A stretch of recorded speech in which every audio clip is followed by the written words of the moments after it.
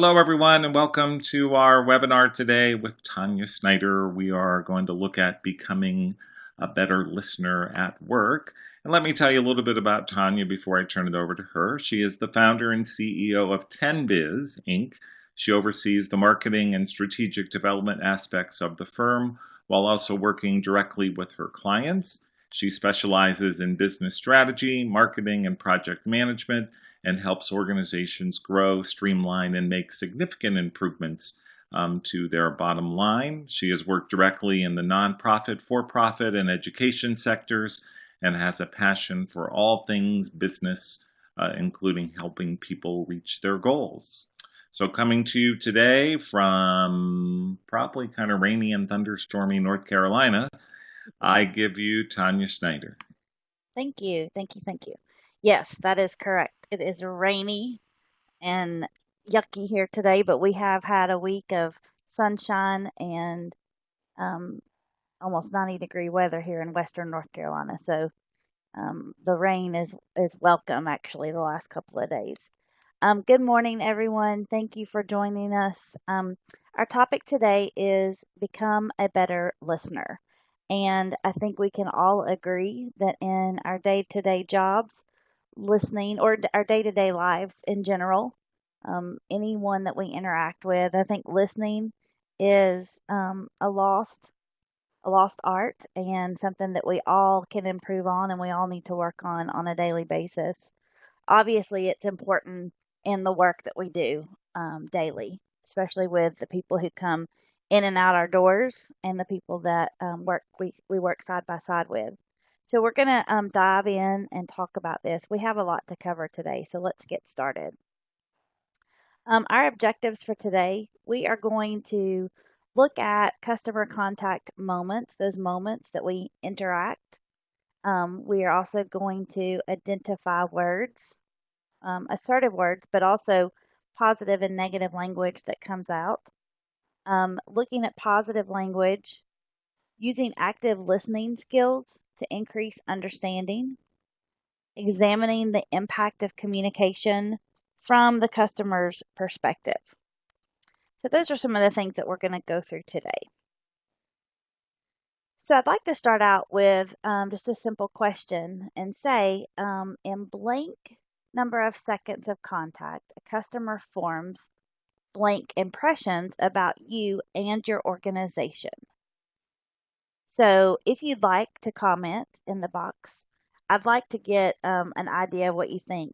In how many seconds of contact a customer forms X number of impressions about you and your organization. So you could just do a number / and then another number if you have a guess that you want to venture. I'll give you just a minute and see if we have any responses. Okay. Got some more people responding. We've got some people saying 3. Andrew says 3 seconds, 6 impressions. We have 3 and 5, 5 and 10, 7 and 2. You guys are pretty sharp. Let's look at the answer. In 7 seconds of contact, a customer forms 11 impressions about you and your organization. So we can see that is a lot. Things happen quickly in this world of communication.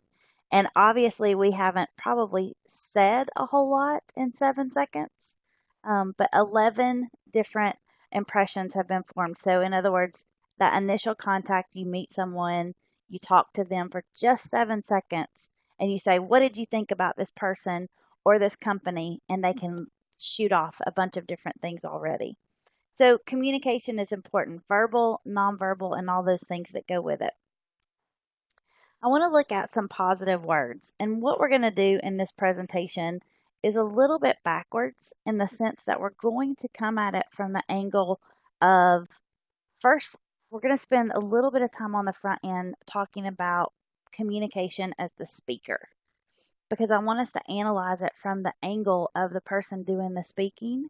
And then the last part of the presentation will come back to the other side and will be the observer of the communication. So positive words. I'd like for you to look through this list really quickly of the words that can be used to communicate something positive. So I think it goes without saying if you look at some of these words: benefit, preferred, recommended, fast, simple. If we hear those words and we hear nothing else but that single word, that has a positive influence to the word. We think, oh, that means something good.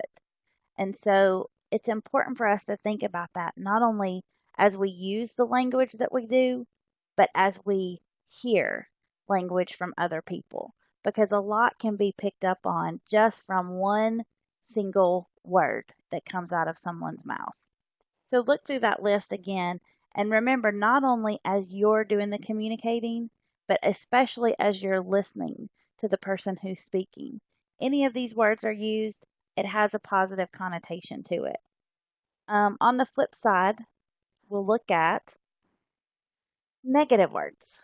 And so I think you can see negative words, and these are pretty extreme. There are obviously other negative words that don't fall as strongly as this list does. But we have words like exaggerate, ruin, irresponsible, wasteful, unacceptable, pointless. All of those words. Obviously, if we hear those kinds of words, regardless of what else is being communicated, that's negative. We know that there is a negative thought, a negative energy, a negative perception being brought to the table. So it's very important for us to pick up on those things very quickly. I want us to spend some time identifying this word assertive, especially in our communication. So the word assertiveness um, means it means viewing our personal wants, needs, and rights as equal with those of others. And it also means working towards a win-win outcome. So you can see here, obviously, there's other options besides win-win. I win, the person I'm communicating with, quote unquote, wins. There's also one person wins, one person loses, both people lose, whatever. What we're really talking about here is we're working towards a win-win where both people have a good experience in the communication. And so we're going to talk about this word assertive here and there as things as things go along. But really, what I want us to think about is that assertive does not equal aggressive. And I think, especially for some people who are maybe a little more soft spoken, have a little bit more of a quiet personality, the word assertive sounds like something that we don't want to be. But what I want us to move to is this area where assertive is a good thing. Assertive means we're just valuing our views as equal to the person we're communicating with, not inferior. And that's very, very important as we communicate.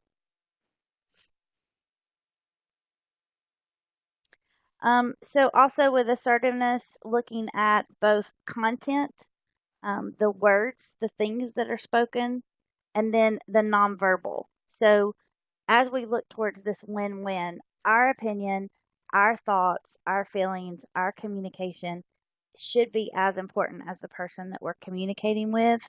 Same thing when we're on the listening side. The other person's values, opinions should be just as important as ours, even if we don't agree with them. Assertiveness is also appropriate on a case by case basis for the person in the individual situation. It's not something that you deal every single person you deal with exactly the same.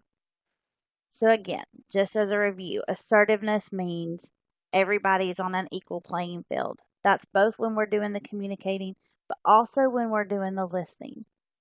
I think as our roles in our jobs, we are the experts and we have the information. We probably in most situations know more than the person who's asking us the question. They may be saying things that are inaccurate, and so we have to value that even if we know it to not be accurate at the moment. And that's very important as we go through this. So I'm just going to give you some examples here of ways that things can be said and then ways that they can be said better. So on the left-hand side, you can see some phrases. I don't know. And then on the right-hand side, let me find out for you. On the left-hand side, I'm new here. We're talking about as you're interacting with customers. I'm new here. And then instead saying, although I'm new, I'm going to get someone to help you. Or I just got here. Instead, how may I help you? We haven't got that. I'm not sure I can help you, or I don't think I can do that. Those are three examples of more negative language. Instead of we haven't got it, if we don't have it, I will order it or check and try to find it for you. Let's look at some more examples. She will be right with you. Instead, she is looking forward to your meeting in about 15 minutes. There's nothing I can do about it. It's company policy. That doesn't sound so great. On the flip side, our policy is designed to protect your privacy safety. Here's what I may be able to do. We have a problem. Instead, to solve this problem, here's what we're going to need. So I think that we can all agree that there are ways to say things that aren't necessarily inaccurate, but much, much better ways that they can be said. So I think we should think about that as we are doing the communication. So this slide is a little bit, it came through a little bit interesting. I want you to focus, if you will, on those four letters, the C, the D, the I, and the S. Those actually should be moved over to the right inside the circle. And then the data on top of the circle, the people on the bottom part of the circle, the word non-assertive should be moved all the way over to the right-hand side of the circle. And the word assertive should be to the left-hand side. So we're not going to spend a lot of time on this slide because it's hard to interpret. It just came through in the software a little bit weird. But what we're looking at here is really the DISC. And I don't know if any of you have heard of that. We're going to go over that here in just 1 second. But the DISC is a behavior assessment. Much like Myers-Briggs is a personality assessment.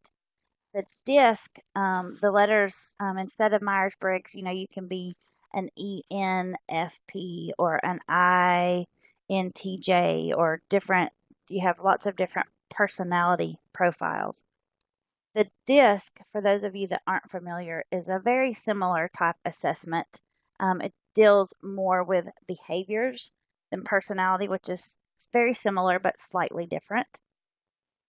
And we're going to look at those in a minute.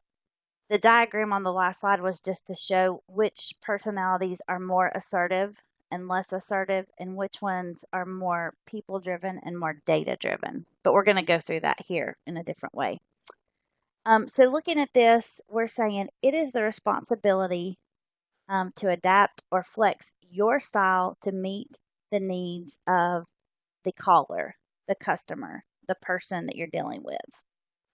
So in that situation, what I really want us to think about is we're almost going to go into psychology mode, where when we're communicating with someone and we're listening to them, instead of just listening to them word for word for word, we're going to start trying to analyze how this person communicates, how this person responds to information, and how we can make this communication process a little bit easier.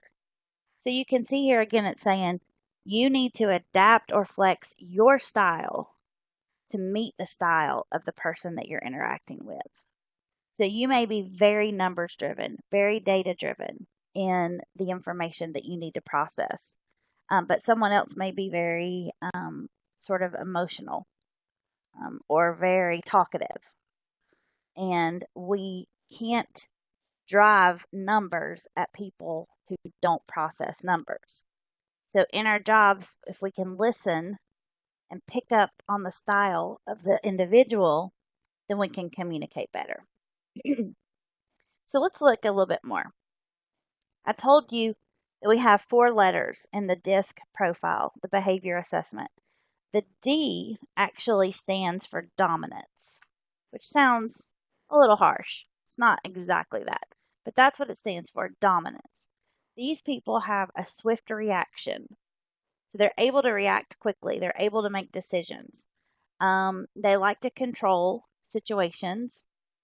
Um, Minimal concern for relationships, looking at the present time, um, and get frustrated with inaction, with people that don't move at their same pace. We have the I. The I stands for influence. So influence, also a rapid reaction, a maximum effort to involve, and all of these other things that go with that. We're going to come back through and look at these. The S.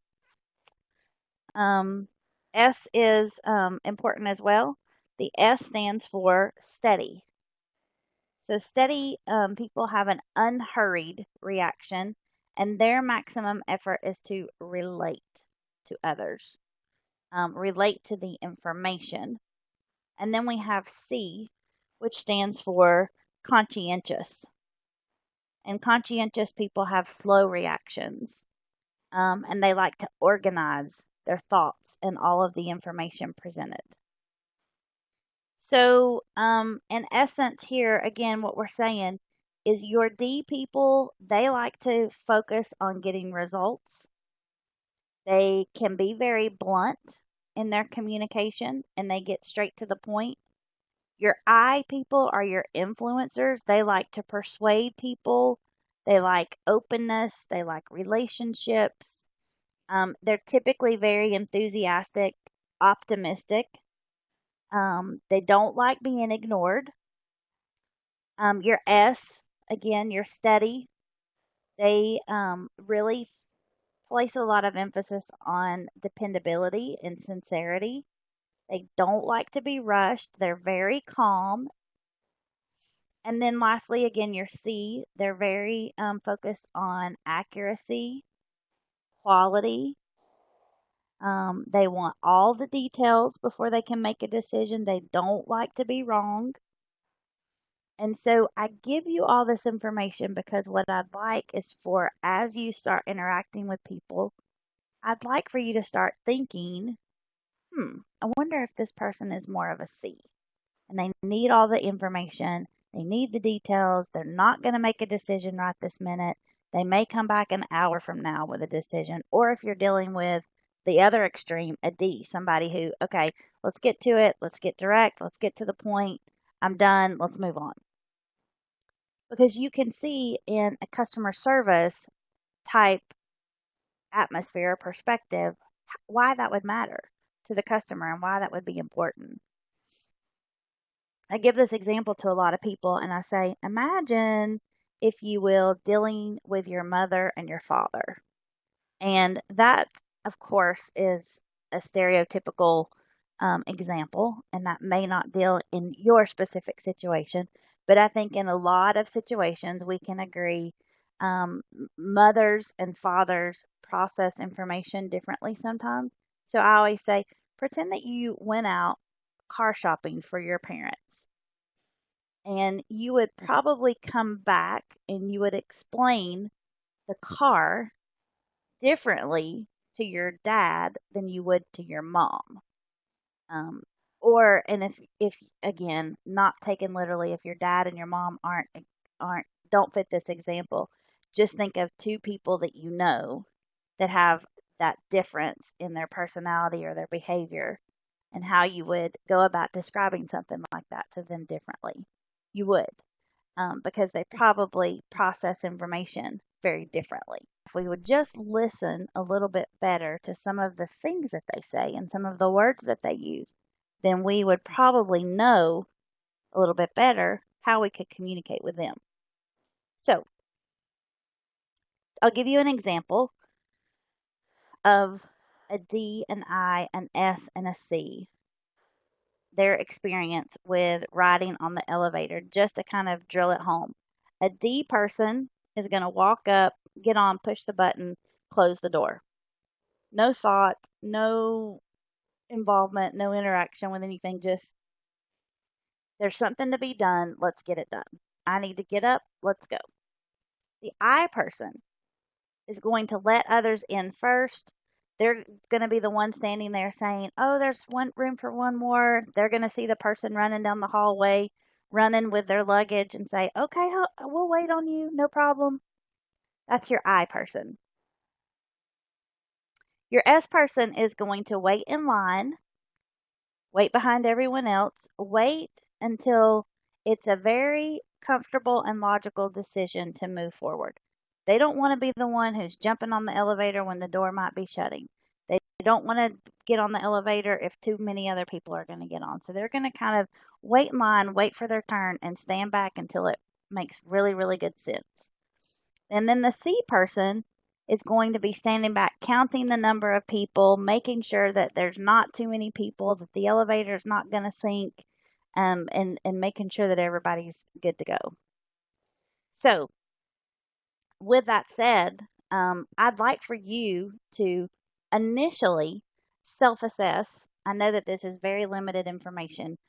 We can take a DISC assessment. Those are tests that you can pay for and take, and you can get your profile and figure out all of those things.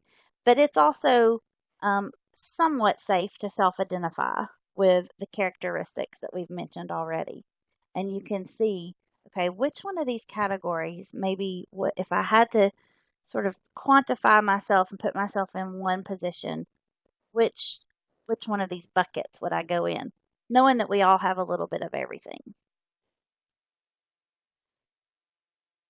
And if you think about it that way, I want you to think, okay, this is how I am, and what do we do when we communicate? We tend to communicate the way we want for people to communicate with us. And so that's what we need to start listening for. We need to listen. Am I dealing with a D, an I, an S, or a C? And depending on which one I'm dealing with is going to help me communicate better back to them. So that's what we're looking for. Okay, so I'm going to give us some examples. These are people that we're pretending that they're on the phone. We cannot even see them. So we can't analyze body language. We can't look at any of those other things. But just looking at the caller's communication style. If someone calls us and they make the comment, everyone loved the idea. 4 words there. Everyone loved the idea. And 4 simple words, if we're listening carefully, we can pick up on a few things. We can pick up on this person is expressive. They're probably emotional. They're optimistic. They're those kinds of things. And to communicate back to them and to create a good rapport, we should be expressive. We should be chatty, enthusiastic. We should vary our inflection and our voice, and be, sort of fast paced. And then building our response to someone who speaks that language, respond with feeling words and enthusiasm about the idea. That's how we're going to create the rapport. That's how we're going to be able to actually communicate the information that they need. So can you see that? Everyone loved the idea. We should respond enthusiastic and with some feeling words and really supportive, that sort of thing. So that's one example. We're going to look at a few examples. If the caller calls in and says, exactly how long will it take me to do whatever? We can tell just from that phrase, the person is analytical, they're detail oriented, they want to know the how, when, why kind of thing. And so our response should be related to telling them immediately exactly how long this is going to take. So in this particular case, they're saying exactly how long is it going to take me to do this? We're not going to say, well, how do you feel about it? How does everybody else feel about it? That sort of thing. We're going to offer details and get straight to the point and make sure that they know that we can give them good information. Our next example. I need refreshments tomorrow for 50 people. You can tell that this person is results oriented. They have an objective that they need to meet. And so to create that rapport, we need to state what we can do to help that very quickly and efficiently with very little emotion. Building the response is respond quickly, let them know almost immediately that you can help them. Don't get bogged down with all of the details, how much it's going to cost, who's going to deliver it, that sort of thing. You're just saying, okay, yes, we can help you do that. Here's how it's going to happen. Because this person is goal oriented. They just need to know, can I meet this deadline? And then our last example says, I'm counting on a long relationship. And you can tell that this person is relationship oriented. They're looking for cooperation, collaboration, that sort of thing. Um, in your response, you can talk about things like, we also value relationships. We also value commitment to getting along and working together and making sure that everybody gets what they need out of this. So, in those 4 examples, I hope you can see how just in a very short phrases, you can pick up on language from people that you're working with that can immediately give you better ammunition as to how you're going to respond. So, let's look at some of these things, and we're going to run through these sort of quickly, but I want us to just kind of reminders. Is always separate the person from the problem. Focus on the interest of you and the other person. When the interest, we kind of mean objectives here. And then this one right here is interesting. It says people do things for their reasons, not yours. So people are always, when they're asking questions, obviously, in their own self-interest because they are the ones that have the issue, the problem. To be persuasive, you have to understand what the other person needs, what the other person wants, what their objective is.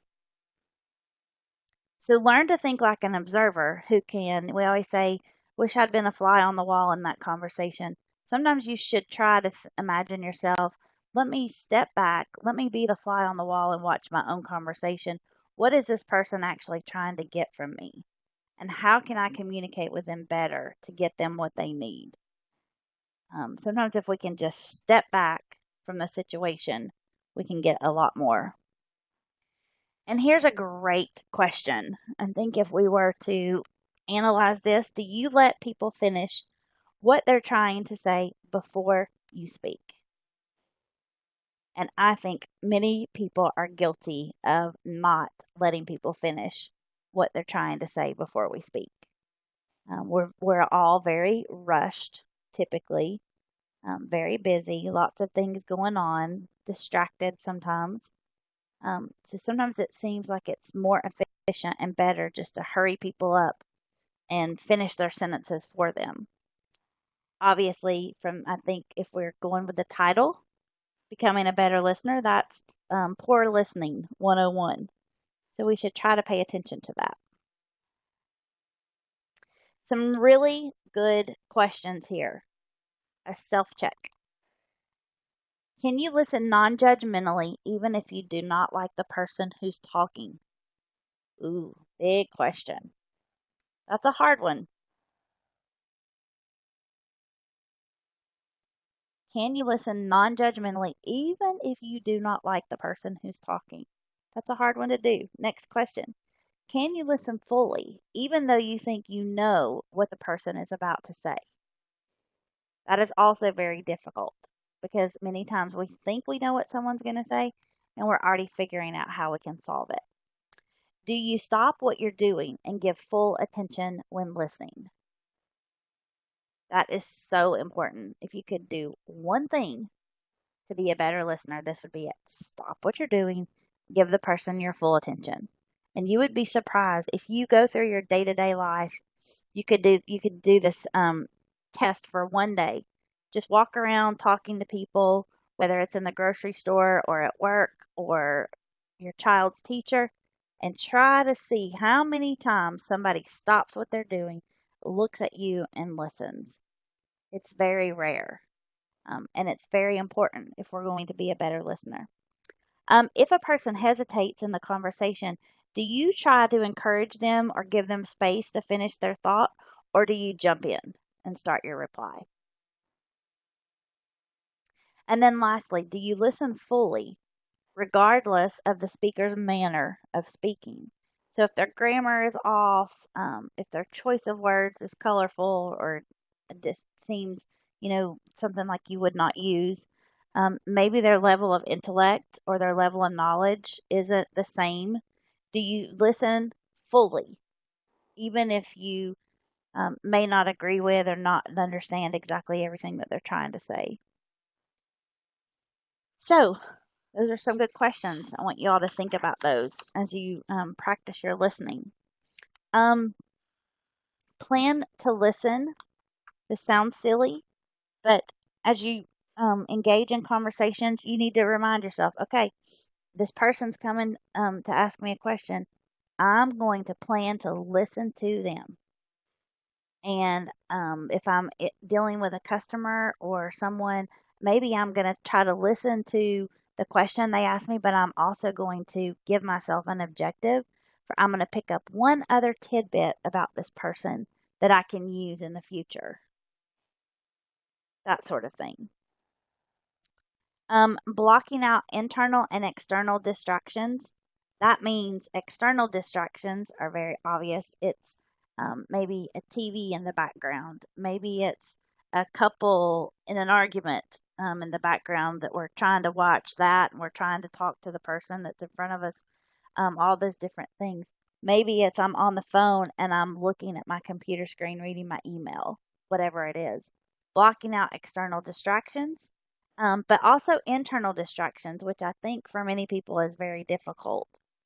Internal distractions just means our minds are constantly racing. And how can we slow down our mind and be present in that moment, in that conversation, and not be thinking about what we need to get at the grocery store or those sorts of things? We'll talk a little bit about how to do some of those things. And then staying mentally attentive. So staying mentally attentive, if it's hard for us to do, which it is for many people, if you can ask questions for clarification or rephrase or do some of those things that keep your mind focused and engaged on the conversation at hand, that is going to help you do a much better job with listening. So asking probing questions, the what, how, when, where, and why questions are good. They're not typically yes or no answers. So they force people to talk a little bit more.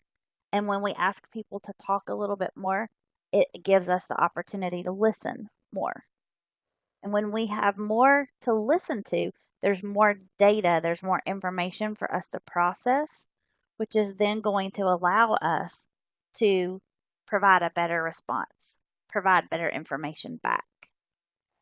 If any of you have, I have a couple of teenagers at home, and you can talk to your teenagers. How was your day? Good. What'd you do? Nothing. Those sorts of things. It's hard to get people that don't want to talk, so we have to get really good at asking questions that encourage them to talk a little bit longer. Using introductory phrases such as, can you tell me? Or tell me, help me understand, and can you give me an example? Those are some really good, what we call probing questions that sort of make the person provide more and more information. Along with that, tell me a little bit about whatever the situation might be. What's important to you in making this decision or in choosing? And what would you like me to do for you? All of those are good probing questions to get a little bit more information. The question types, there's expansion, which is tell me more, give me more information. Clarification questions are, let me make sure I understand this correctly. Let me repeat it. Let me rephrase it and make sure I'm on the same page. And then redirection is when you feel like somebody may be off course a little bit and you're trying to direct them back to the subject at hand. So all three of those are very valuable tools in listening.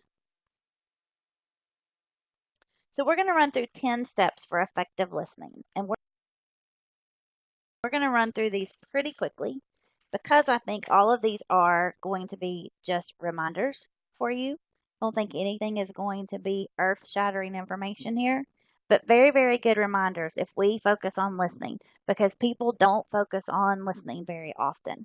So let this be our 10 reminders to ourselves of things that we can work on to do better. So, number 1, face the speaker and maintain eye contact. So, again, that's big. That forces us to not multitask. That forces us to focus on the person. And it creates a much better situation because the person feels like they're being listened to. So they're probably going to give you better information if they feel like you actually care and you're actually paying attention. So, when possible, face the speaker directly. That means square up to the person, not off to the side, not talking to them as they're behind you, but turning around, squaring up your shoulders, facing the person directly, and maintaining eye contact as much as possible. You would be amazed if you just do that, how much better you're going to get at listening. That alone, because that is something, again, if you look for it throughout your day, you'll notice this does not happen that often, and it's very important. But when someone stops to do that, how much more valued you feel in the conversation. So the next one is be attentive but relaxed. So we just said maintain eye contact. We don't mean have big bug eyes and you're staring somebody like a crazy person. We want you to pay attention, but we also want you to be relaxed, not standing at attention, hanging on every single word that they say. I think we can all agree that could be kind of weird. So we want to make sure that we are paying attention, but we're not being all crazy. The next one is keep an open mind. And this is actually a good one because I think many times we can listen to people with judgment, or as someone's asking a question, we've already said in the back of our mind, that's not what they need. They need this over here. But I think, again, in listening, this isn't efficiency 101. This is listening 101. In listening, it's so important to keep an open mind and hear them out because they may have an argument or a perspective that we've never considered before. And if we will just listen with an open mind, we can engage in that conversation much more effectively. So keeping an open mind, thinking about situations that other people have and how they may be able to bring some information to the table. Listen to the words that the person is saying and try to picture them in your mind. This is one of those tricks with our brain. So we're hearing it and we're looking at the person speaking it. But if someone is telling a story about something that they did, if you can try to picture at least little bits and pieces of their story in your head in a visual form, then it will help you listen better and it will help you remember it better. And so that's just kind of a little listening trick that says, as someone's telling me about, an incident that happened in their life last week, I should just try to picture it, go down that road with them. Wait for the speaker to pause before asking clarifying questions. I think you guys could have guessed that probably without it being up here. But I think, again, it's one of those things we don't always do. Sometimes we jump in and say, because we're often afraid that we're going to forget our question if we wait too long. But if we jump in and ask the question before the person's ready, then a lot of times what we do is we make them lose their train of thought. Well, if our goal is to listen effectively, we want to hear what they have to say. The only way we're going to be able to hear what they have to say is if we let them continue and complete that thought. So it's very important to wait until a thought is completed, until they're ready to pause before we jump in and ask any questions. Don't interrupt and don't impose your solutions. And that just means before things have been addressed. We shouldn't be jumping in and offering solutions if we haven't been asked for our opinion, right? And we certainly shouldn't interrupt. I think we all know that. We teach kids at a very young age not to interrupt. So why do we do that all the time as adults? Because we do that all the time. It's almost like an accepted communication style in some places, in some businesses or some interactions. And at the end of the day, if we analyze it, it's not good listening. We should work on that a little bit more. Ask questions only to ensure understanding of the topic at hand. So what this means is, great example is, okay, so I was walking down the street on my way here. I ran into so-and-so and she told me that you have this new program here that I need to try out. And so can you tell me more about it? And then my question could be like, oh, you ran into Sally. How is she doing? I have not seen her. I knew she had that surgery a few weeks ago. How is she doing? Okay, that's a great conversation for after the fact, maybe. But if we jump in, then we're not listening good because that had nothing to do with what the person was trying to get information about. So asking questions only to ensure understanding of the topic at hand and not going down some rabbit hole. Try to feel what the speaker is saying is another tip. And there's one word for that, and that word is empathy. And you can think about empathy and realize people who have empathy are much, much, much better listeners. So, whatever that emotion is, whether it's frustration, anger, joy, excitement, nostalgia, whatever it is, try to feel what they are saying because it's going to help you process their information a little bit better and it's actually going to make them feel much more valued in the conversation. So giving it extra minute and saying, okay, let me try to feel the emotion that goes along with this story. Give the speaker regular feedback. So in giving regular feedback to the speaker, really what we're saying here is if someone's telling you a story and they're sharing excitement, you could say something as simple as, wow, that sounds really exciting. Or that must have felt great. Or what a frustrating experience. I understand why you're so upset. Whatever it may be, giving them feedback to say, I'm listening to you, I'm following you, we're on the same page, I understand what you're saying, and then just kind of tying in, validating their expressions, validating their emotion, their feelings, whatever it is that they're talking about. All of those things help you become a better listener. And then, of course, we talk about this all the time. Listening is done not just with our ears, but with our eyes and with our brains. And so paying attention to what isn't being said. Now, that can be through language. It can be, well, you're not saying that you're upset or you're not saying that you're happy, but the words that the words that you're saying tend me to believe that. There's that, but then there's also, of course, the body language, the nonverbal communication, the inflection of the voice, those sorts of things.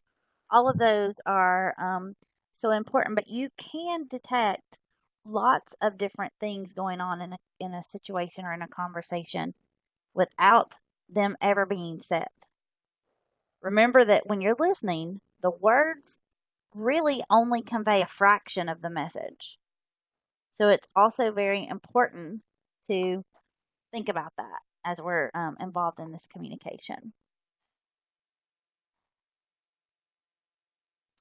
So we are not going to actually do an activity where we summarize, but what I want to remind you of is you can practice your listening skills, and you can do that. It says at the bottom of the slide, summarize, summarize, summarize. And so that is the way to become a better listener. If you will get engaged in conversations, either in personal relationships or with interactions with your colleagues or your customers, if they say something, and I'm not saying annoyingly so to repeat every single thing they say. Obviously, that's not what we mean. But if someone can say, here's a problem that I have, and go through several minutes of discussing it, instead of saying, yes, I will address that, practice saying, okay, let me make sure I understand what you're saying correctly, and summarize what they have said. And that validates that person, but that also encourages you to listen better because you know you're going to have to summarize. And then it also just gives you it helps you pinpoint down on the issues of a conversation.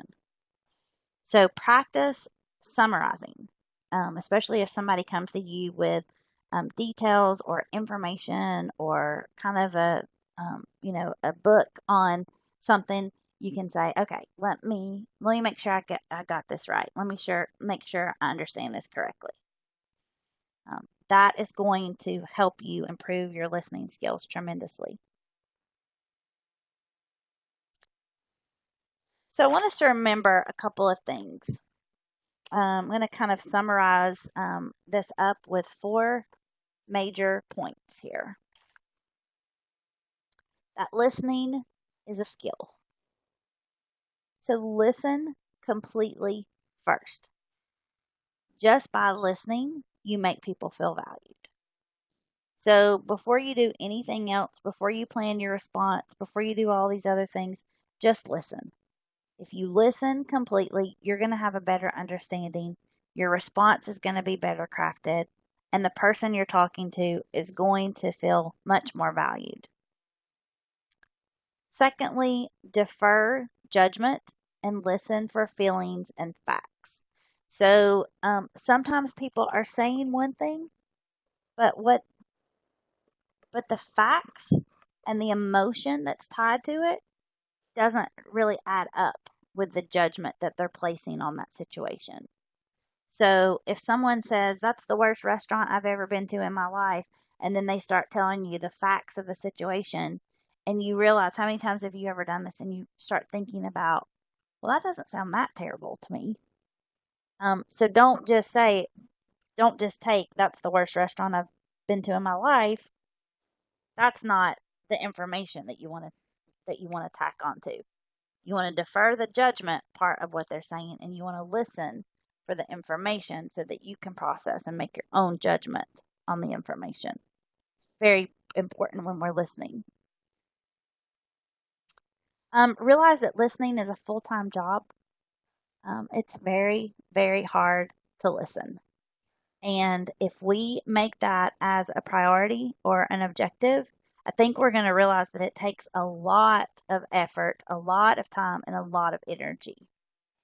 And so it's something that if we're going to make that commitment to, it's a big deal. It's not just going to happen. We have to invest into it. And then, as we mentioned before, listen carefully is the step number 1.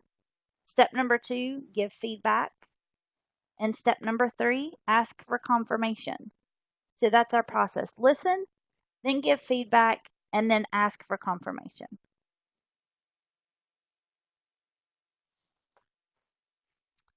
So that concludes the presentation for today. We do have about 5 minutes left. I want to make sure if we have any questions, if you want to type over to the side, I'd love to answer any questions that you all have. We've got a few minutes left.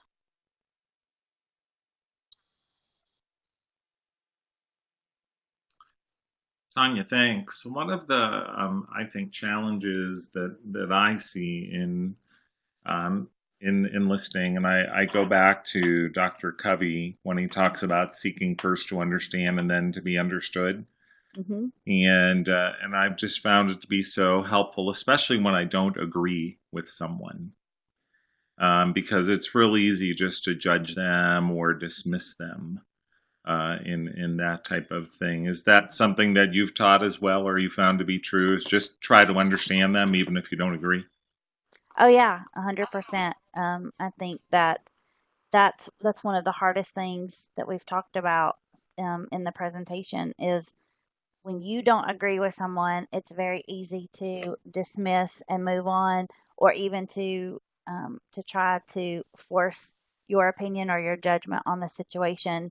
And again, in some situations that may make sense, but we're talking about listening here. And to really understand someone, you have to listen. And to listen, you have to not judge. You have to say, I'm not going to judge. And that is one of the absolute most difficult things to do.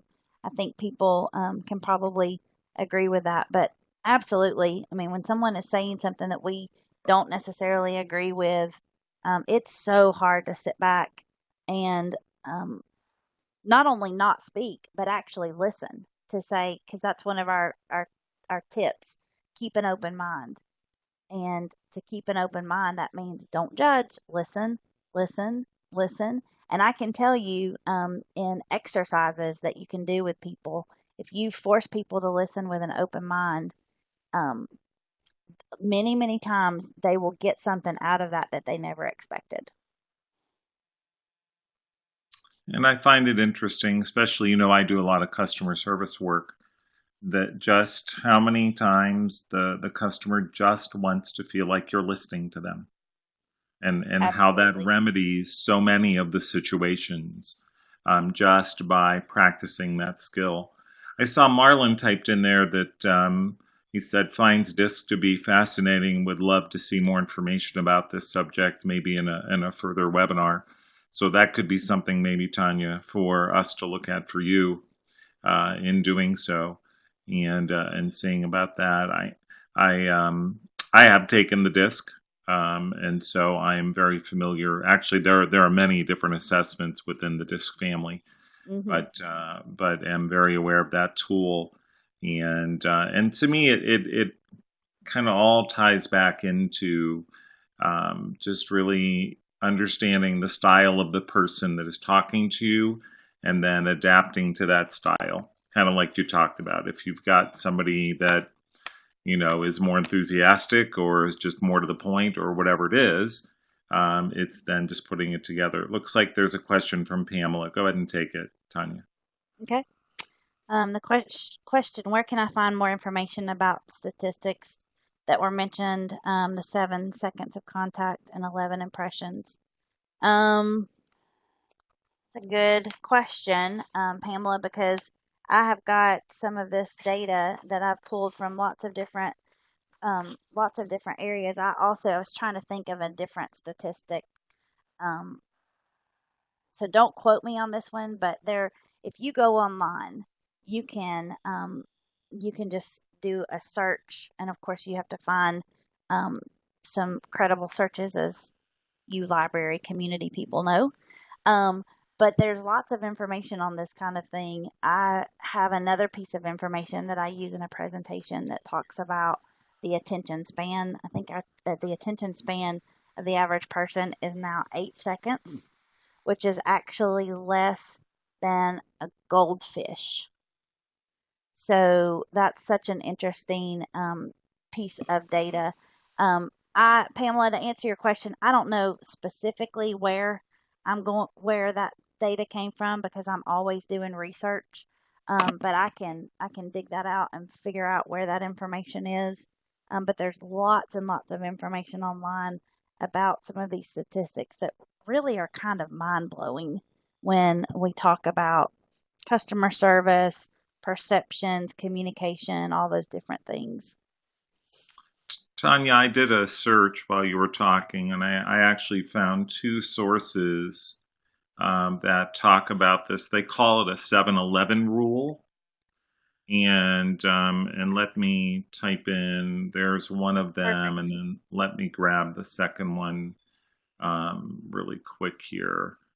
So Okay. yeah, the 7-Eleven rule of positive business, or just the 7-Eleven rule. And the other one I'm pulling up is looks like a Shannon Polly and Associates group is also talking about, and it actually ties into the 7-Eleven chain, and some of the work at 7-Eleven.